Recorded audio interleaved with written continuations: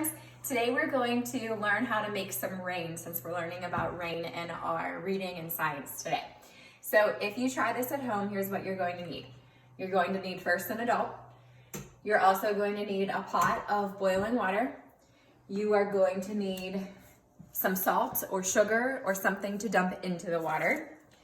And you are also going to need a stainless steel bowl, and you're going to need to fill it with some ice cubes. So I've had my water boiling for probably 10 minutes or so. And what this water shows us is the first step of the water cycle. So in here we have what would be either a river or a lake or an ocean. The water that you can see coming up from the boiling pot is what's called evaporation. So when the water comes up, you can start to see it when the temperature gets high. So what I'm going to do is I'm going to dump in some salt into the water, and that salt just shows all of the dirty things that get into our water. We could use dirt or mud or sludge or anything that's yucky, but I'm just going to use salt since that's what I have in my kitchen. Then I'm going to hold my stainless steel bowl filled with ice up above the boiling pot of water.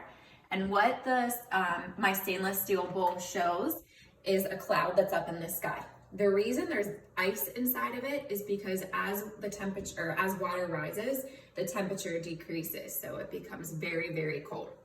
So as I hold this up, and I did this right before I made the video, so if you're doing this at home, it will take a little bit. My bowl was already warm, but you can see the evaporation from the bowl.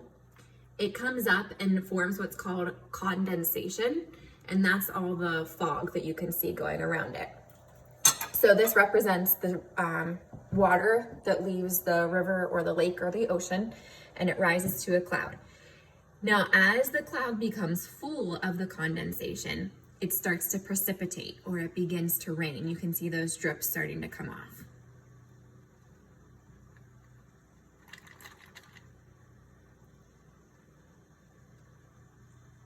If I kept this going, what you would notice is the salt or the sugar or any of the yucky stuff that I put into the water would still be left behind. So whenever water evaporates, that is all that is evaporating. And when it precipitates, all that's coming down is some pure water.